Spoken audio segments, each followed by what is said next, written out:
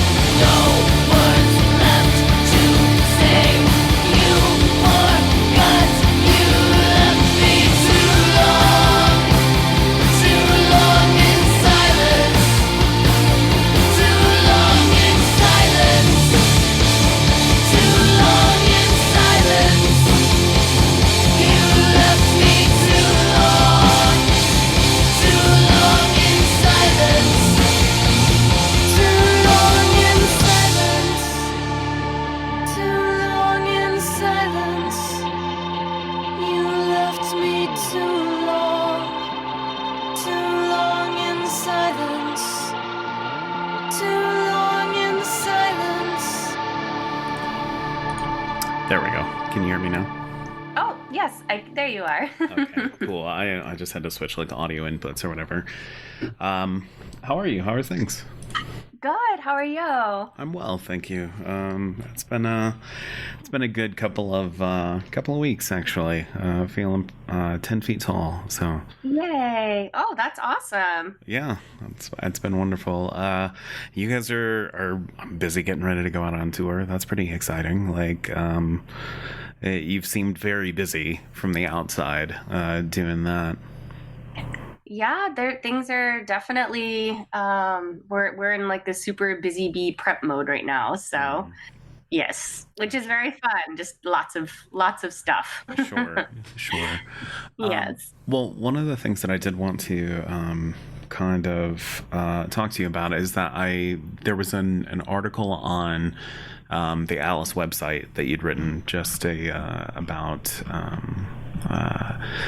the art of collaborative art, and a couple of the things that you kind of touched on in there. A few of the thoughts that I found really sort of attention getting. The concept of like the freedom to fail, and being able to just sort of share ideas with people that you feel safe enough to do so with. I think there's something definitely to be said for that. I feel like that's something maybe a lot of people don't have in their lives in any capacity, let alone to be able to feel it with like their art or any sort of artistic expression. I just was curious if you like had any additional kind of thoughts on that. Well, that's really very, very cool that you, first of all, took the time to read that. So thank you. Sure. I appreciate that.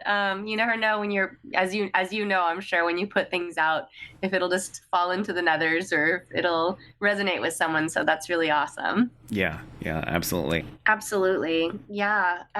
Yeah. I don't know. I think I've been very fortunate to get to collaborate with people that, I mean, obviously not everybody has been that way. Sure. But, you know, with the people that have stuck around, I've been so lucky just because to have that permission, which I've given myself as well. At least, you know, I try to. Not always perfect at that. But yeah, I mean, I think I've seen for myself when I set a really high bar, like I set out to write a song and I'm like, okay, it has to be 6 feet tall and 3 feet wide, and it has to do these things. And then it comes out a circle. I'm like, wait, you were supposed to be like a rectangle, and you're not. Right. So yeah, I guess it's just sort of trying to not give yourself the limitations. And if there's something that's in your periphery where you're like, you know, I really want to learn how to knit or draw, then I mean, as far as we know, we get this one life, right? So. Right. Yeah, I've been pretty existential lately myself, so I've been hooked on this whole like all we have is now kind of a thing. But no, I absolutely agree with you, and I think that like one of the things that you touch upon a little bit just in your article, and I'll include it in the show description as well, not to like, you know, land blast you or anything. Like, you don't have to go back and like proofread it or anything. That would be my first thought, is like, oh shit, if people are gonna look at this thing that I just like jotted down in an afternoon, I better go make sure it's like legit. But so don't do that. It's fine. But one of the things that you did sort of touch upon there was just that having the kind of courage to just try things, like, you know, specifically in regards to art and creativity. You know, I don't have an art background or anything, but you know, if you see something in your mind, like you have to chase it. Like you have to try. You have to, you know, even if your attempts are amateurish. You know, people just have to kind of like learn the language. Like you have to learn how to translate these things, these concepts that you want to, the ethereal or whatever. Not to get too like, you know, I can get a little overly romantic about, you know, talking about art and music and stuff like that. But I do think it's the article and the content of the article itself does speak a lot to courage. And I just was curious if that was something that you had really felt prior to joining up with like the sort of Alice collective. Like, would you have considered yourself a very like sort of confident, outgoing person prior to that? Oh gosh, I still don't think I am. I mean, that's fair. That's fair. No, I've always been the shy, nerdy kid practicing in the corner. Oh, okay. Gotcha. But you know, and to tell you the truth, like I feel like I'm always kind of, shy, and there's certain things where I have to like talk myself into it, or I'm like, okay, we're going to get on that stage and you're just going to sing the song and it's going to be okay. Right. I didn't ever imagine myself as a singer, to be perfectly honest. Even though I had a singing background, but just like singing for a rock band. I was a keyboard player starting out, and I loved the idea of hiding behind an instrument, which is my safe spot, because like it's my first instrument, and the thought of being in front with just a microphone, I'm like, well, what do I do with my hands? That is my exact thought. Like I did karaoke this past weekend, and I was clutching that mic stand for dear life. Like I understand now why so many frontmen and everything are just like, holy shit, where do I put these things? Right? I mean, when I started singing for MKIO, the only reason I started singing for MKIO is that John and I, we had been like writing music for 9 months, and we couldn't find a singer that fit what we had in mind. Like we actually originally had a male voice in mind. Like we had like kind of a mid-range. We wanted somebody that could sing aggressively and melodically.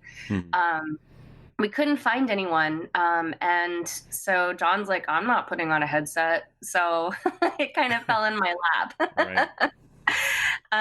But the first time I did it, I just felt this surge of, it was like a rush. And it was that, I think, I mean, there's been a lot of different little moments like that along the way, but it was kind of a reminder that like really anything is possible for anyone. Like when I have people tell me like, oh, I wish I could sing. And I'm like, trust me. I'm like, if I can do it, you can do it. Right. So, yeah. I've kind of reached the same conclusion, is that I just was like, and that honestly, I reached that conclusion sort of just as a byproduct of doing the thing, you know what I mean, so to speak. It's just like if you just apply yourself to it and just start doing it, like you will be able to. And so like as my confidence has grown, as with the podcast and everything, it's also grown with like every other aspect of my life. It was like, oh, well, I'm going to go to the gym. I'm going to go to, I'm going to start trying to learn how to sing. Like it's something I've always wanted to do, but I didn't know where to start. And so I was actually, I interviewed fairly recently. Are you familiar with Black Nail Cabaret? No, I'm not. Oh my God, Tash. Good stuff. What are you doing with your life? Like, I need to catch up. Female male duo from Hungary, and her voice is, I don't know the proper, term for whatever her vocal range is, but her voice is wonderful. It is so wonderful. But she, during our interview, during our chat, like she was talking about how she always thought she could not sing.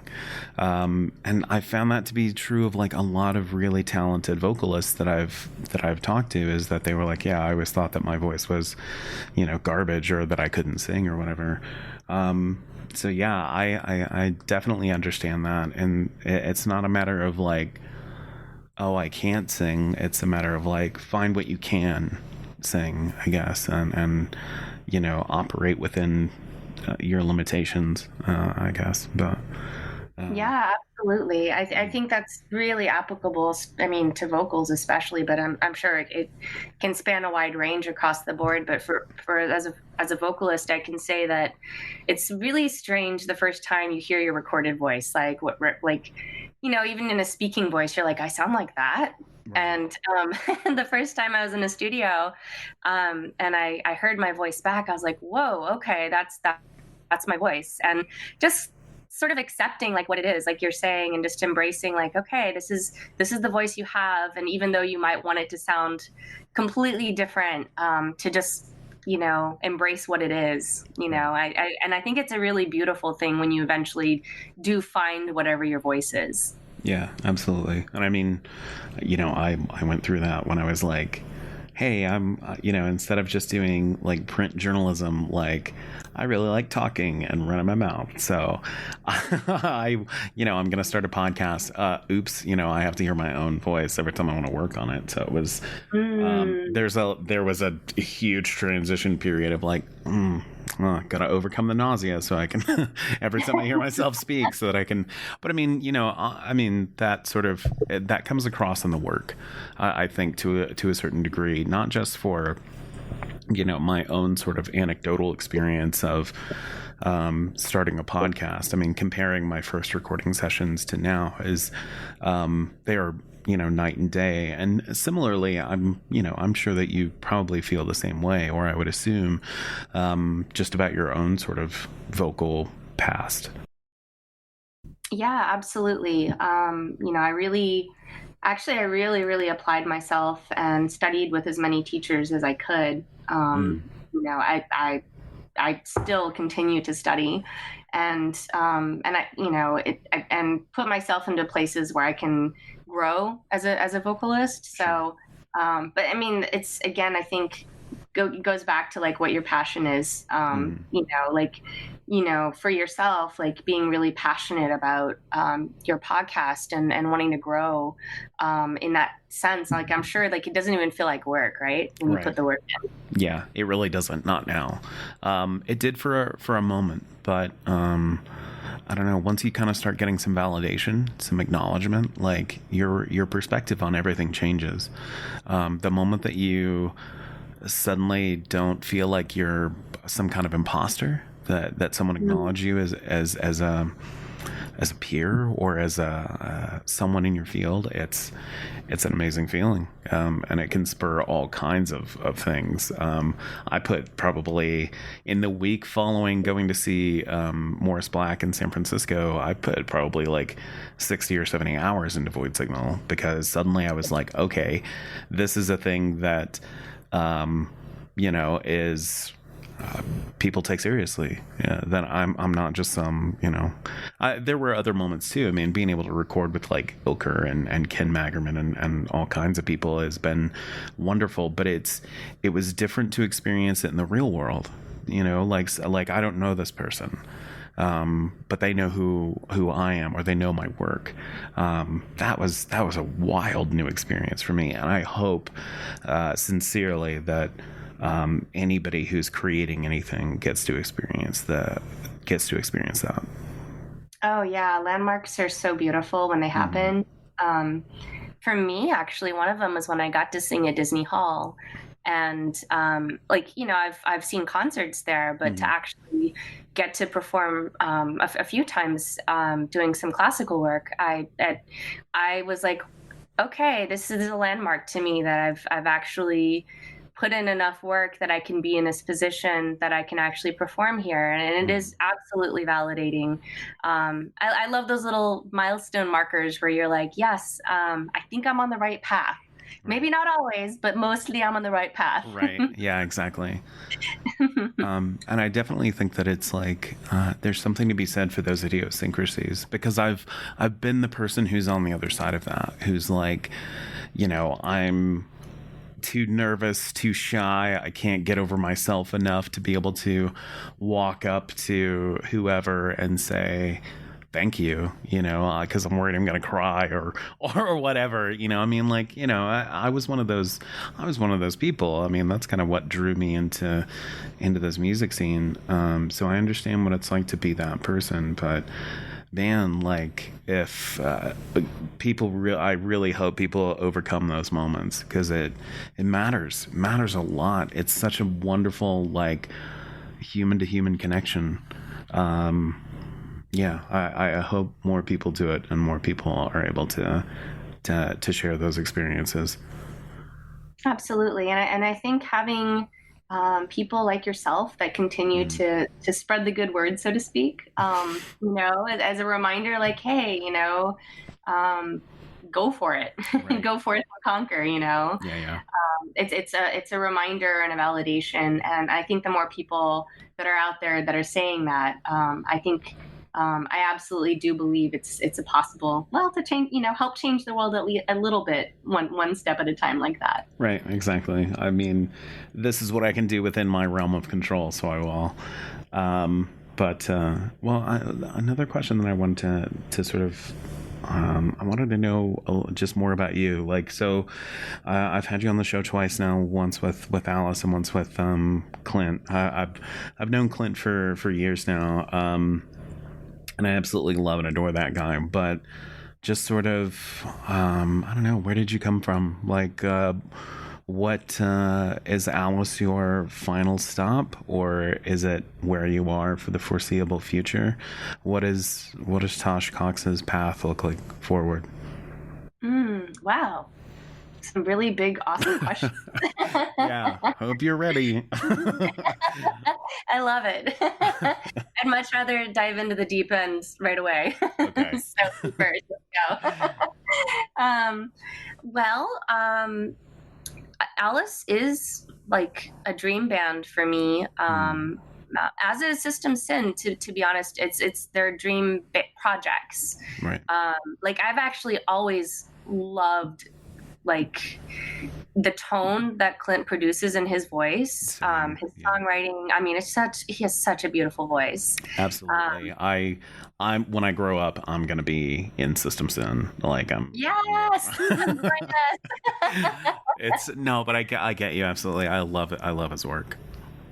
Yeah, and I mean, like we were talking about, like, you just never know.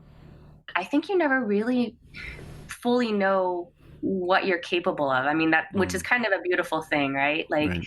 I never thought I would be a singer, and now I'm singing, and I never thought I'd be a writer, and I've been writing, and there's different mediums that I would love to explore more. And I do get to do that quite a bit with Alice. I think we have like our big vision for Alice as a collective, because like as artists, we've always kind of, I guess, validate each other in that way. Like, sure. Everybody has like their interests, like Carl and Sasha both are like really into like theater and film. So them getting to explore that realm.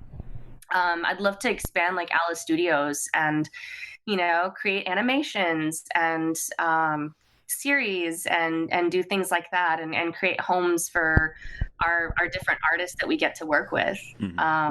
So that's the big picture stuff. Right. I guess it's all within the realm that I'm currently residing in, but just sort of in an expanded way. Sure, that makes sense. Do you have any sort of personal kind of aspirations that you maybe have in mind, or that you would like to that you're hoping to work towards in the foreseeable future? I mean, again, that's kind of a big question, and it's also a personal one, so I will not be offended if you just tell me to fuck off. Like, that's fine. Oh no. Gosh, that's a great question. I feel like, in that regard, I mean, it's kind of hard for me to separate the person from the artist, because I feel like it's all tied together. So I guess I have,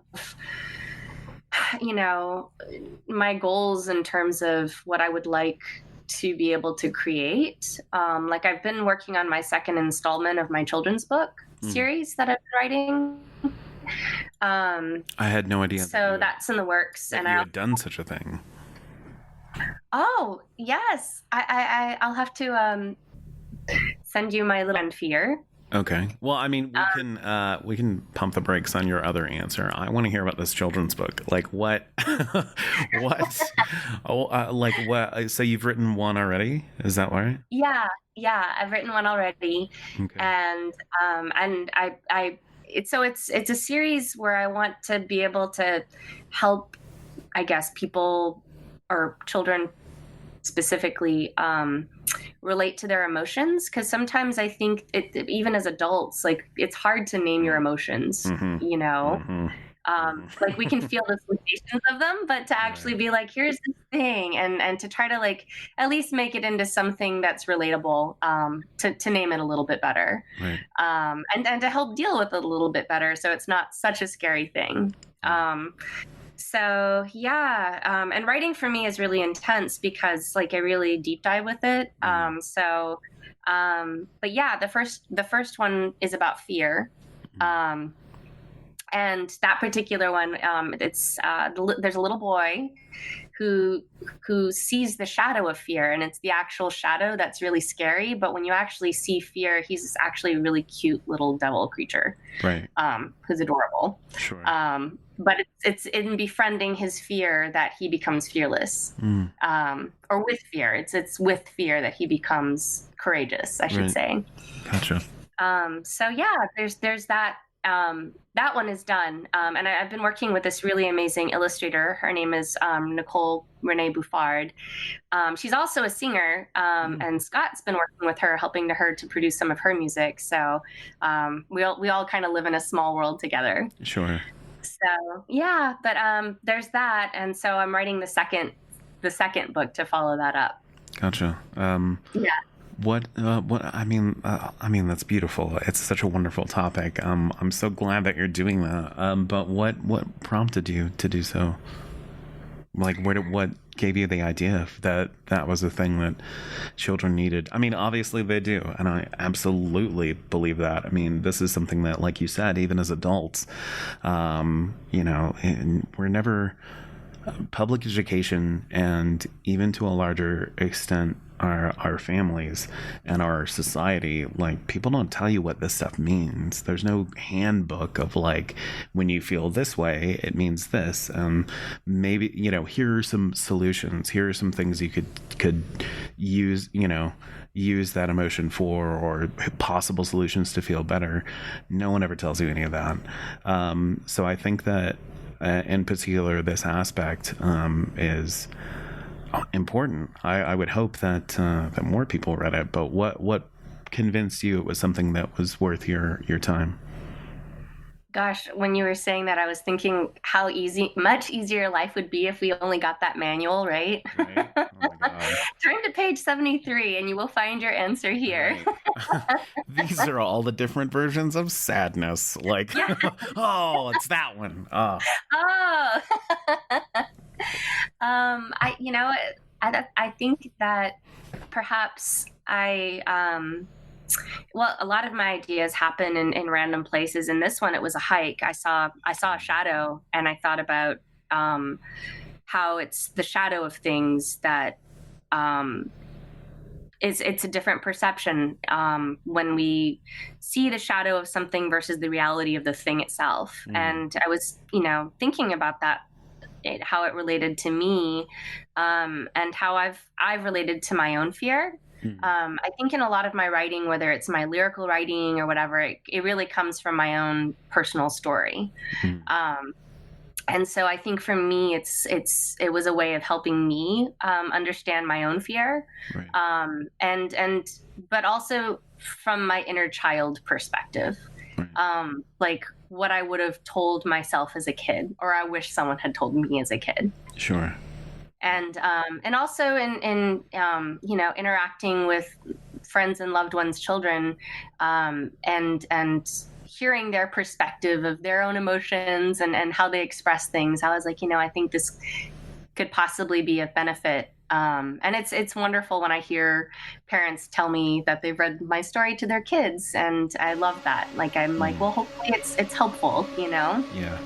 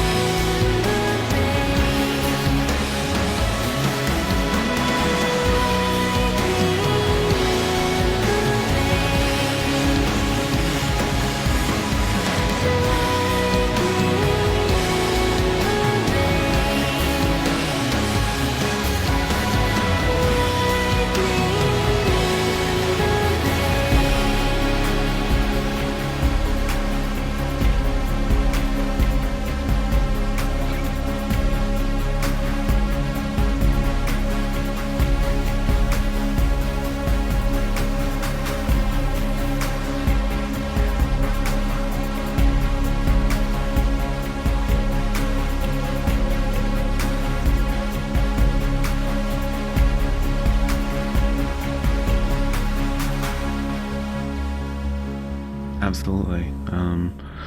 Because it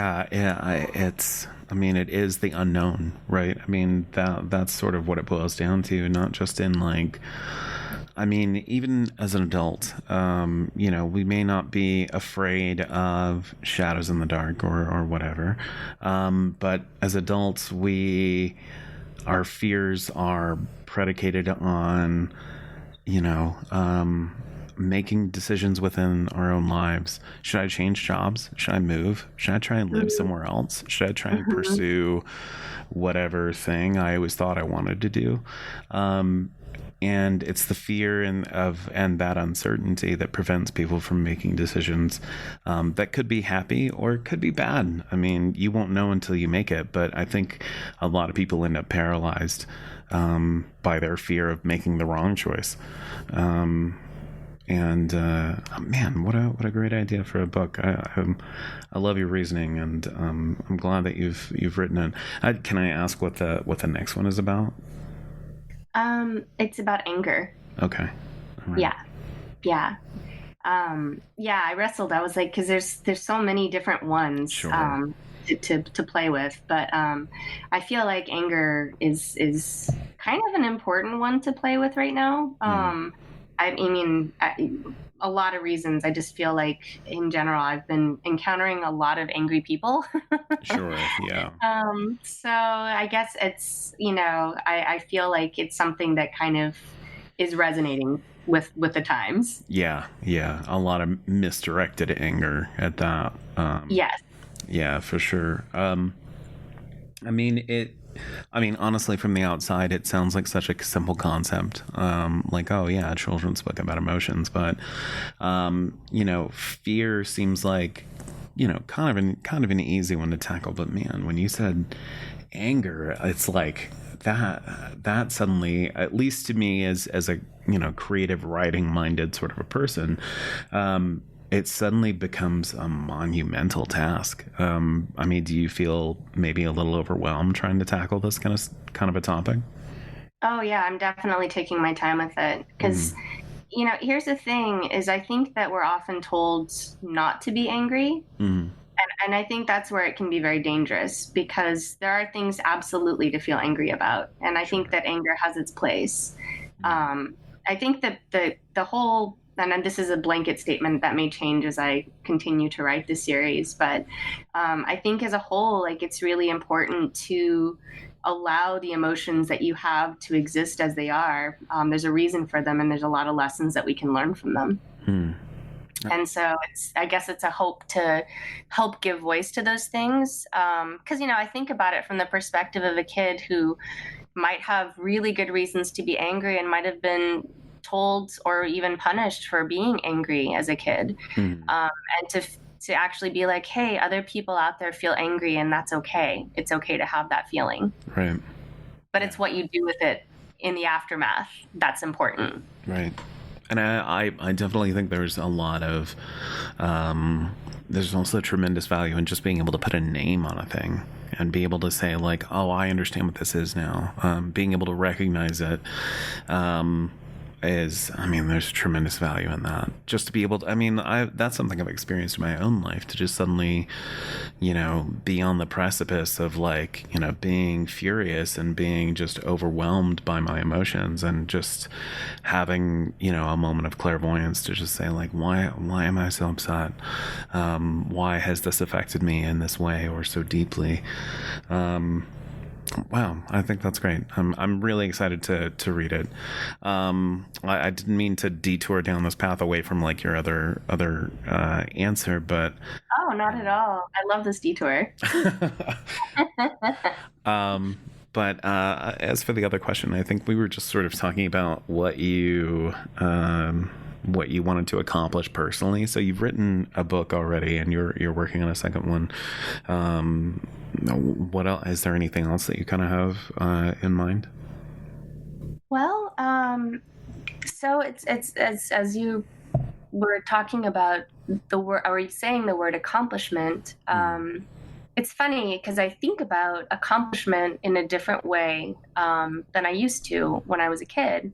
I grew up playing a lot of, like, in competitions for classical music. Right. And so accomplishment was about, that sort of validation. And it was external validation. And I think that one of the ways that I've been really shifting gears and have been, especially as I've become more of a creative rather than just a performer, is just that I think I'm continuing to want to develop whatever voices that I have inside, and just to kind of explore that and see what else I can muster up, whether it's visual or writing or whatever. But ultimately, I think one of the things that I would feel very accomplished for is if I could help provide for the people that I care about. And that's a monetary thing. But that is something that I think about, like, the people in my band, the people that we work with. I love being able to support other artists. I love being able to support communities. So it's something I work really hard for, when we're out there, like trying to, I guess, be professional artists. I don't just think of myself. I'm really thinking about the entire tribe that I inhabit. So, that's kind of a big one for me. Sure. I'm guilty of doing the same kind of, like, even just with working on the podcast, I always have this sort of in the back of my mind of like, oh, I need cover art, or I need a picture. Like, who do I know that, has an interest in photography and would love to have people see their photo, or see their art, or, maybe hear what they've made. A good friend of mine, who I had on the show quite a while back, named Matt LeBlanc, not Matt LeBlanc the actor, but he made some trance music, and then he started his own YouTube channel.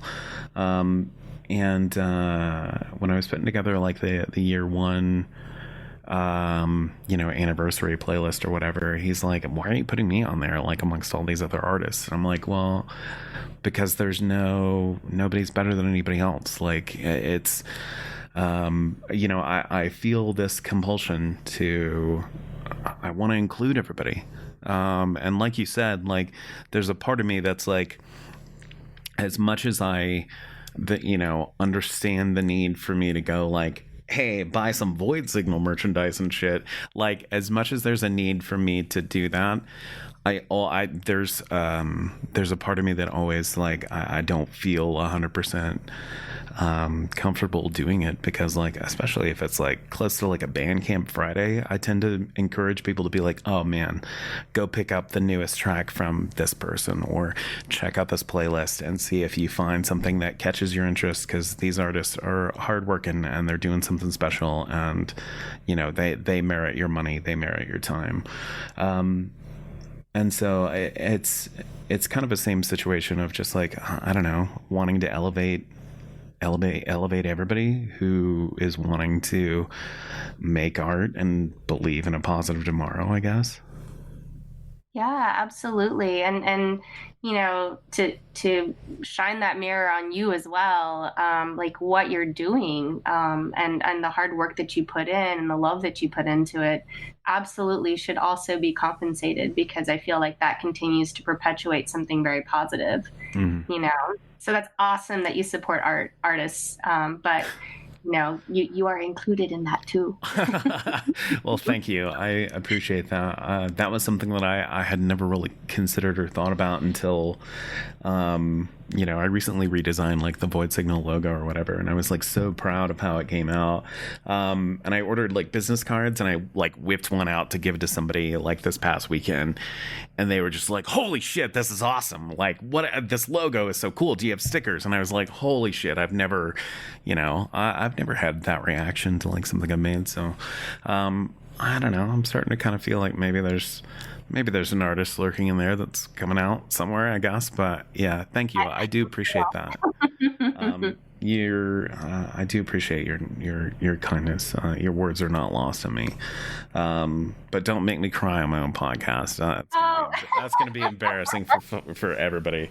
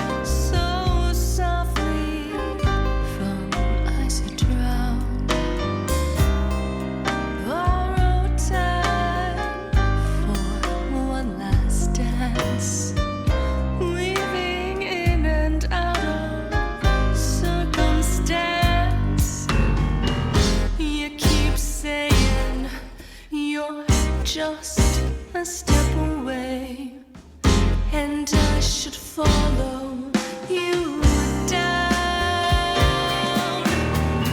So I keep waiting. I keep waiting for you. Maybe I don't have to. So you think there ain't no other way, and you think I won't have nothing to say. I may not know my way with words, but when I sing, I know that I can be heard. I can be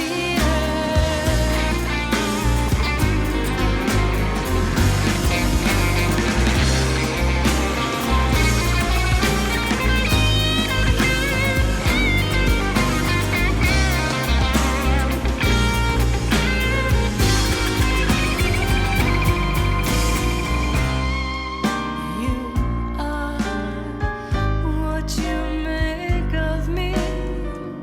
It's this dark hallway of your discretion, and I think there's more than this. Yes, you told me it's getting so hard to resist.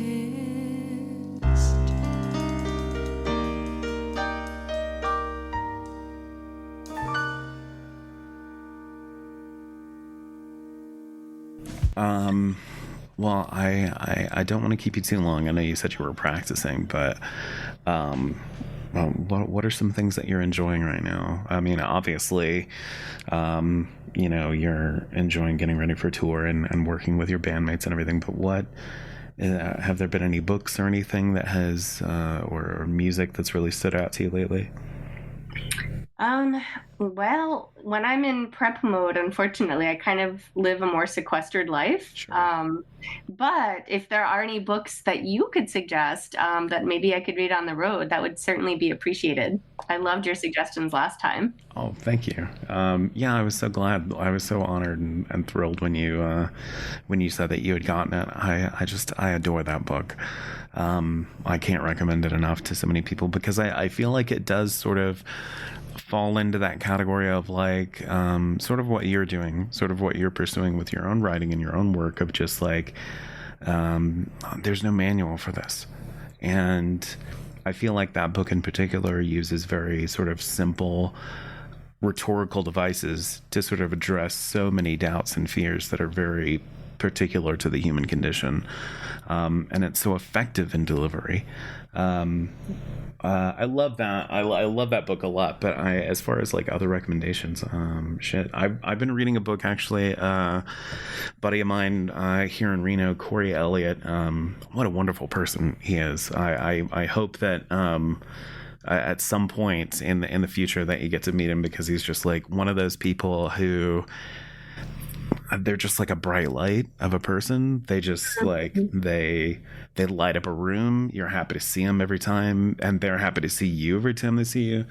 Just a wonderful person. But he recommended to me a book called Coyote America, and I don't remember the author's name. It's just on the other side of my monitor, but it will make a ton of noise if I get up and get it. But it is about coyotes, which seems like maybe kind of a not so thrilling topic, but the way that it's delivered and expressed is a mixture of sort of the Attenborough sort of a perspective of like, this is what coyotes are like, and they're very resilient, and they can do these things, and they're very clever, and all this kind of stuff. But it's also sort of interwoven with the sort of Native American sort of mythology surrounding coyote and how Native Americans regarded coyotes as very smart and very important.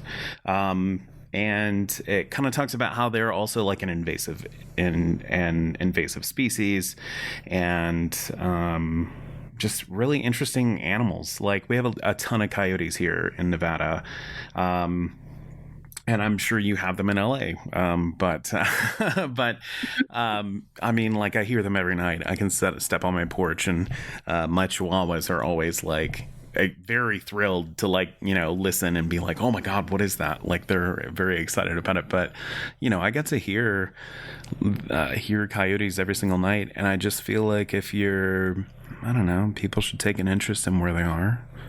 Take an interest in the world around them, maybe. But so yeah, I've been reading that and just reading up about how fucking awesome coyotes are. So that's what I got. Coyote That's book. awesome. Very cool. Yeah, I'll have to check that out because I hear coyotes actually quite a bit out here. So, and that's not, and I haven't ever actually read about them. I've seen like nature videos and stuff, but yeah, that sounds really cool. Yeah. Yeah, it's pretty neat. I mean, like they're very, very smart. And there was another thing. I don't think it's covered in the book, but there was a research article that I saw fairly recently that coyote howls. You know, that it's 100% a form of communication, but it also determines the size of litters. If there are too many responses, litters will be smaller, and if there are less responses, litters will be bigger, so that they are not overpopulating the region they occupy. Isn't that fucking rad? that is rad. That is actually really cool. Yeah. Anyway, that's my that's my little trivia for you. So but Very cool. Thank you for sharing. sure, you're welcome. Yeah, I've been just sort of practicing. That's my life. All right. I mean, that's fair.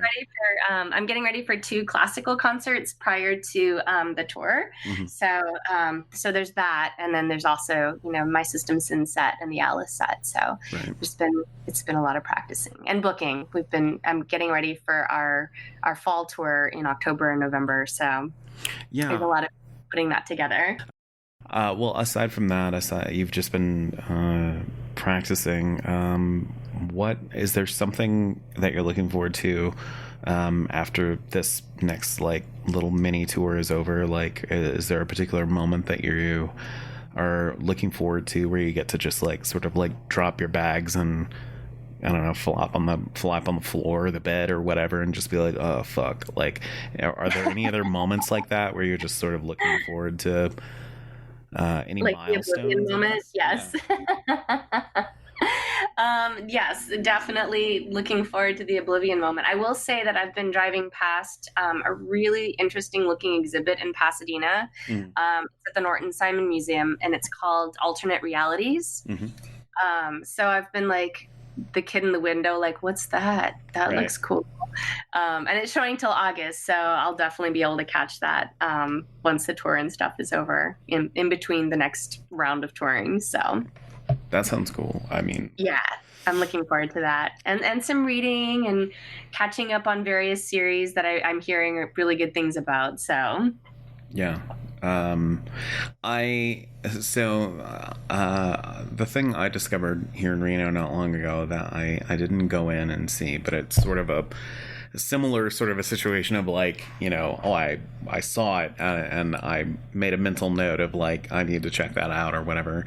Apparently there's like a very small shop here in Reno called the Radical Cat, and what drew me to it is that the sign out front said books, zines, adoptable cats.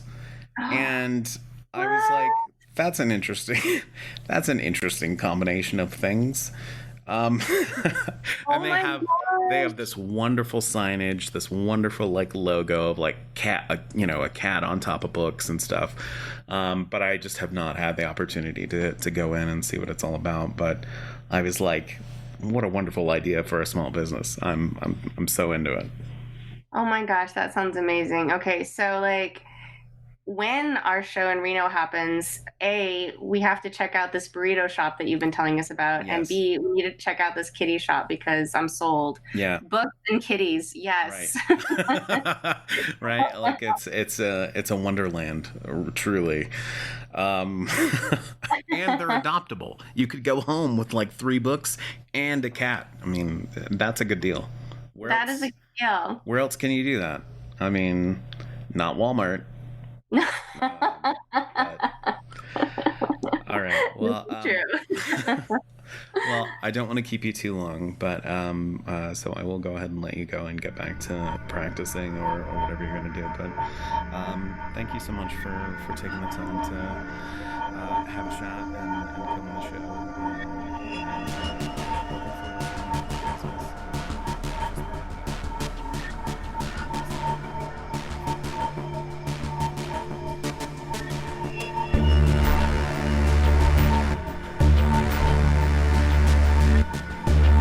If you enjoyed this episode of Void Signal, you can visit voidsignal.net to make a small donation to the podcast. Even just $1 here and there helps. You can also find merchandise, stop by, buy a shirt, and help support the podcast. Otherwise, you can click all the social media buttons. Those help too, and I appreciate it.